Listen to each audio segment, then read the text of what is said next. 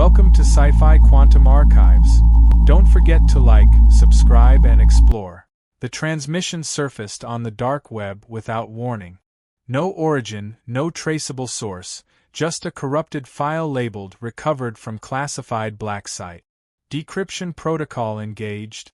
At first, it was nothing but garbled noise, fractured frequencies, overlapping voices that didn't belong in the same timeline. Then, through the distortion, a voice. Shaky. Desperate. A voice that shouldn't exist. This message is for whoever finds it. We made a mistake. Time is converging. We're not supposed to exist. They know. Static swallowed the rest, but the damage was done. There was something buried in that transmission, something alive, something that wasn't supposed to speak again. And yet, it had. The file wasn't just a message. It was a warning. And at the bottom, embedded in corrupted metadata, a single set of coordinates. Echo 41. A facility that, on record, had been decommissioned 20 years ago. But someone had spoken from inside it. Dr. Callan Reese recognized the voice. It shouldn't have been possible, but he knew it without question. Sienna Locke. She had disappeared without a trace. No body. No official record of what happened. Just a name wiped from existence. Now, she was speaking from the void. And she was afraid. Callan had spent years trying to forget what happened at Horizon Anomaly. He was part of the original team, the ones who first touched the edge of time itself, the ones who watched it unravel. What started as a contained experiment had collapsed into something else entirely. Something outside their understanding. They were never supposed to know what existed on the other side. But Callan had seen it. And so had Sienna. And now, 20 years later, the past was clawing its way back. The government had erased Echo 41. Scrubbed it from every database, buried it under false reports. It didn't exist. It had never existed. But the transmission told a different story. And if Sienna was still inside, still speaking, then the project had never really ended. The package arrived before dawn. No courier, no signature, no tracking number. Just a small, unmarked box, left outside Callan Reese's apartment door. He stood there for a long time, staring at it. It wasn't the first time something from the past had tried to reach him. But this was different. The weight of it was unsettling, heavier than it should have been. He carried it inside, shutting the door behind him, locking it once, then twice. A hard drive. No label. No markings. But when he plugged it in, his screen erupted with fragmented files. Government insignias. Censored documents. Glimpses of footage that flickered and vanished before he could make sense of them. A security clearance he shouldn't have, bypassing firewalls like they weren't even there. Then the words. Classified. Level access required. He almost closed it. Almost. Then a file opened on its own. A transcript. Mission logs from Echo 41. Callan's breath slowed. He hadn't seen those coordinates in decades. He hadn't dared to speak them out loud. But here they were, buried inside something that should never have existed. His eyes moved across the text, reading line by line, heartbeat steady, deliberate, controlled. But then, he stopped. There, in stark black letters, Project, Timeline 0 Termination Report. He kept reading. The government's official records had been a lie. The facility hadn't been abandoned. It had been buried. The last recorded signal from Echo 41 wasn't an evacuation order. It was a containment breach. Timeline 0 was meant to be deleted. But something survived. Those words. Something survived. He kept reading, faster now. 3 days before correction, personnel reported anomalies. Time fractures appearing inside secured levels. Final transmission recovered on // Subject identified as Agent Sienna Locke. Last known location, Sublevel 9. Sublevel 9. That level wasn't on any official blueprint. It wasn't supposed to exist. His stomach tightened. He reached for his notebook, flipping through old schematics, tracing the layout of the facility, cross-referencing coordinates that should no longer be there. But there they were, deep beneath the structure. Something sealed away, hidden even from those who had worked there. A buried section of the lab that had never been disclosed. And Sienna's last transmission had originated from inside it. The hard drive screen flickered. One final message popped up before the files erased themselves. You already know the truth, Dr. Reese. You left something behind. Go back. The cursor blinked once. Twice. Then the screen went black. The road to Echo 41 was gone. At least, that's what the record said. The site had been marked unrecoverable, swallowed by nature, nothing left but concrete foundations buried under years of decay. But when Callan reached the coordinates, the facility was still there. Not in ruins. Not abandoned. Still standing. The chain-link fence was rusted but intact, the barbed wire untouched, the warning signs still bolted to the gate. Restricted zone. Lethal force authorized. But no guards. No vehicles. Just a place that shouldn't exist anymore, waiting for someone to acknowledge it. The front gate was locked. He didn't try to open it. There were other ways in. The side entrance, where personnel used to enter for night shifts, was still there. The keypad had long since corroded, its buttons barely readable, but Callan remembered the layout. He ran his fingers over the faded numbers, muscle memory taking over. He pressed 41038. Nothing. Then, a quiet click. The door slid open. He stepped inside. The air was wrong. Not stale, not damp, but held in suspension, as if the last breath of activity had been caught and preserved.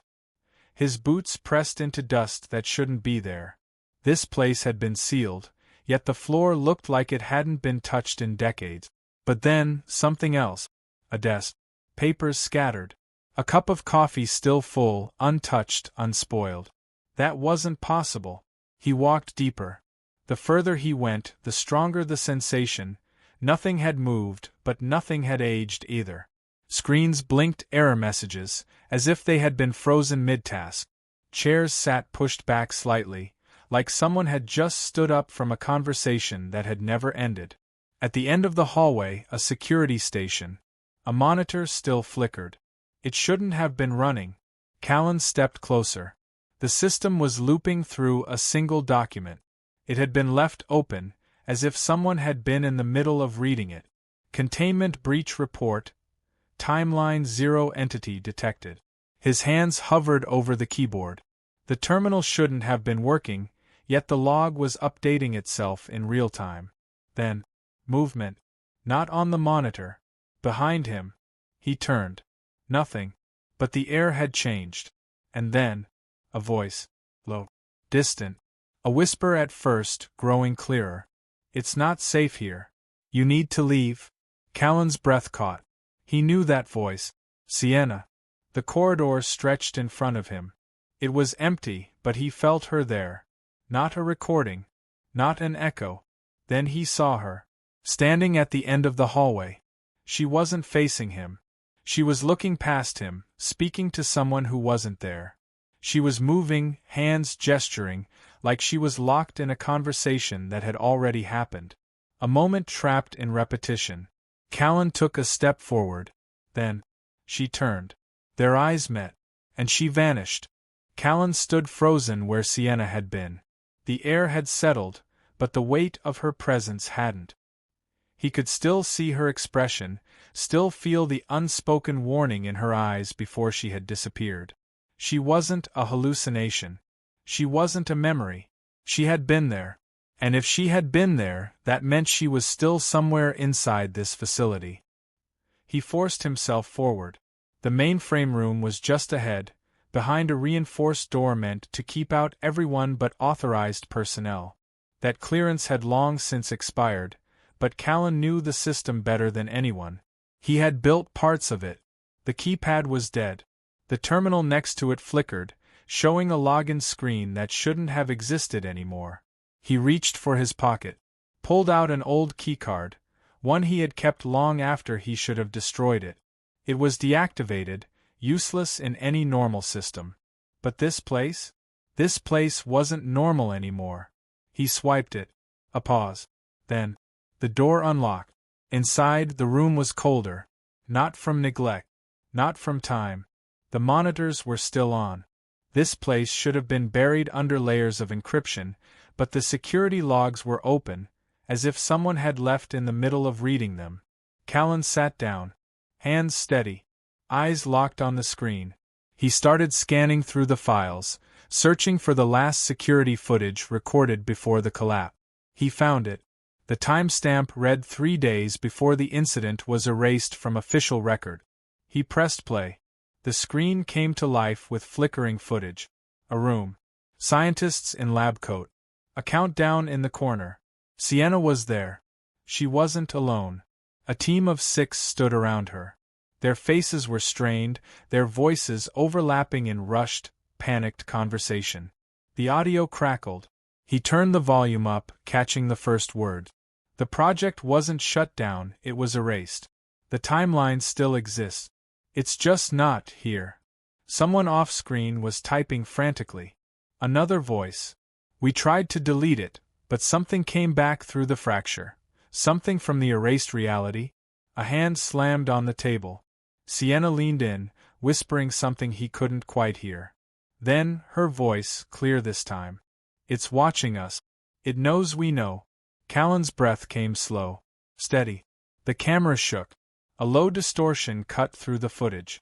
One of the scientists turned toward the glass wall in the background. His face drained of color. Something moved in the reflection. Callan rewound the feed. Watched again.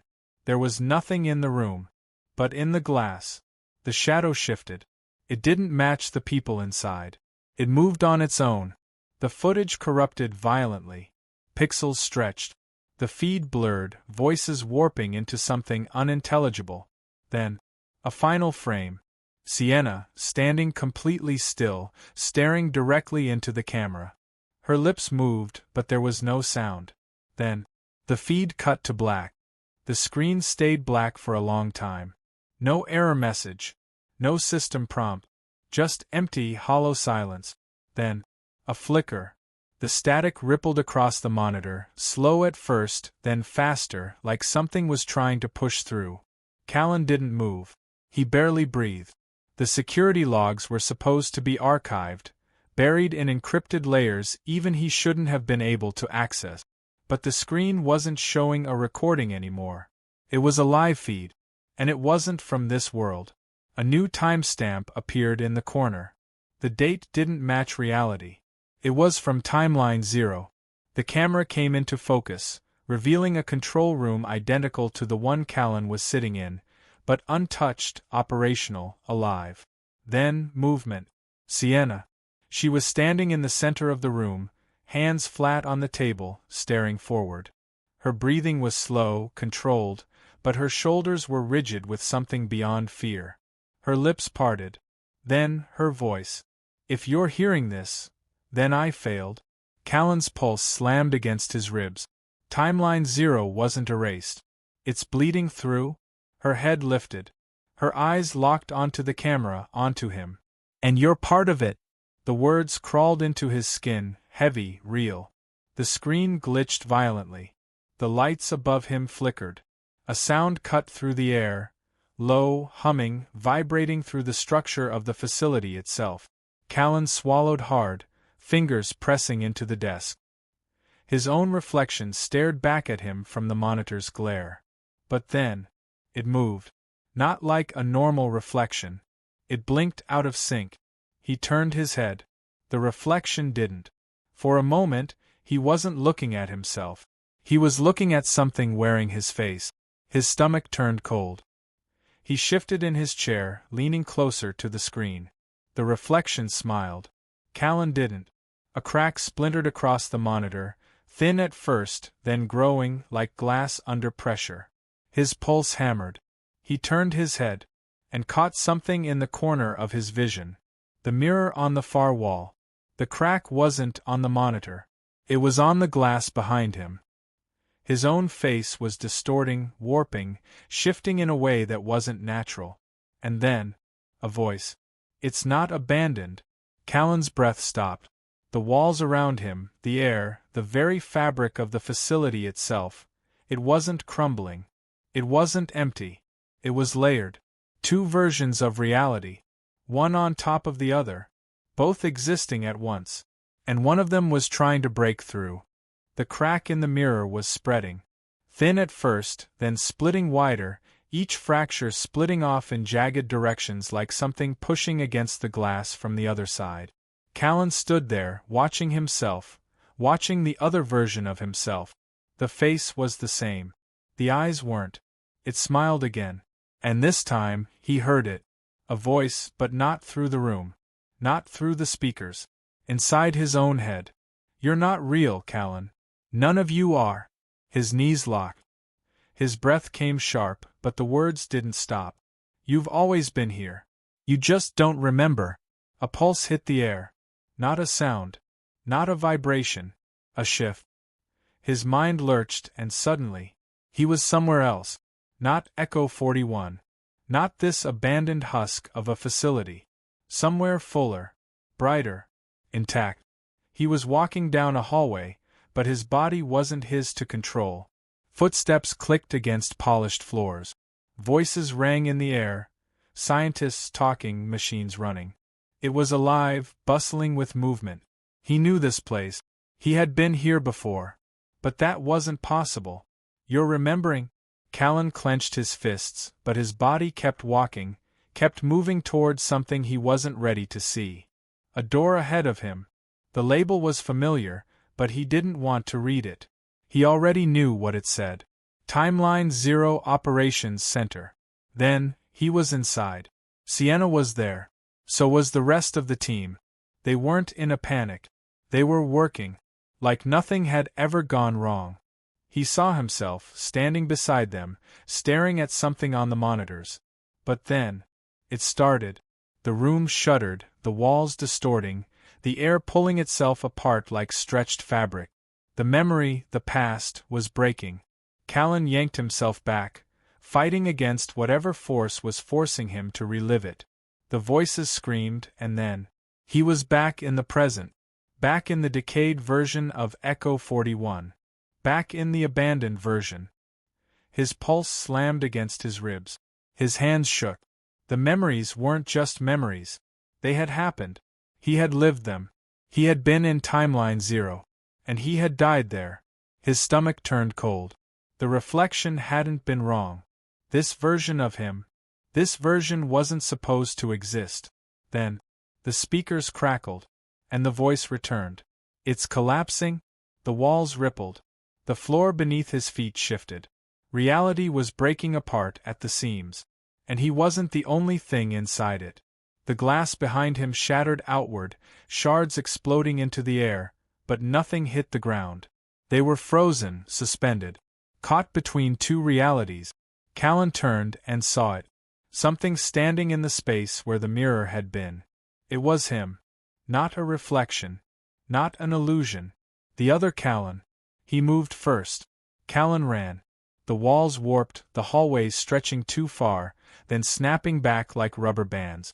He didn't know where he was going, only that he had to move. Had to outrun whatever version of himself had stepped through the broken glass. His own breath sounded wrong. His own footsteps weren't syncing with the echoes. And then, he saw her. Sienna. She was standing in the middle of the hallway ahead, but something wasn't right. She wasn't looking at him. She wasn't moving. Her posture was unnatural, stiff, frozen mid-stride. He slowed. Then he realized. She wasn't standing there. She was stuck there.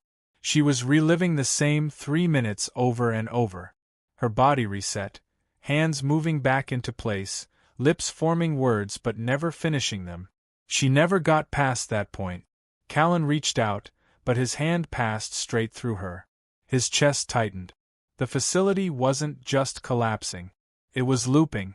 Everything inside it, Sienna, the lab, himself, they were stuck in a cycle that was never supposed to exist. And soon, there would be nothing left. A sound hit the air, an alarm? No. A low, humming frequency. Like a countdown. Then he saw it. The fail-safe terminal. The same one from the logs. The last system still operational, glowing with two final choices. Seal the rift. Merge the realities. One would erase everything. One would let it all bleed together. Callan's hands hovered over the keys.